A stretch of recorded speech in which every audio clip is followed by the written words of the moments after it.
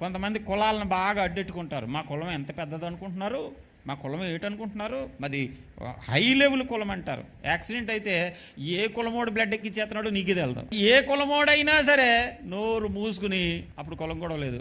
మరి మీ కులమోడు బ్లడ్ దొరకలేదయ్యా, మరి ఏం చేద్దాం బాబు, ఎక్కిచ్చే బాబు, ఏదో నేను బతకడం ముఖ్యం. అక్కడ కులం చూడడానికి అవకాశం లేదు, బతకాలి. ఇప్పుడు ముఖ్యంగా అవతలోడు ముట్టుకున్న వస్తువు ముట్టుకోవడానికి కులమడ్డు వస్తుంది, అవతలోడు తిన్న చోట తినడానికి కులమడ్డు వస్తుంది, అవతలోడు కూర్చున్న కాడ కూర్చోడానికి కులమడ్డు వస్తుంది. కానీ అవతలోడు బ్లడ్డే మన బాడీలోకి వెళ్ళిపోతున్నా కూడా అప్పుడు మాత్రం కులం అడ్డు రాదు, మతం అడ్డు రాదు. ఈ బ్లడ్ ఏ ఊరుడిది తెలదు, ఈ బ్లడ్ ఏ జాతోడిది తెలదు, ఈ బ్లడ్ ఎవరికి సంబంధించింది, ముక్కు ముఖం తెలియనోడు ఎవడో బ్లడ్ ఎక్కింతే ఈడు బతికాడు. అక్కడెక్కడో బ్లడ్ ఈయన్ని కాపాడిందే.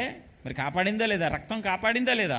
ఏ బంధుత్వం ఉందని కాపాడింది? దేవుడు సృష్టించిన సృష్టిలో ఎక్కడో దూర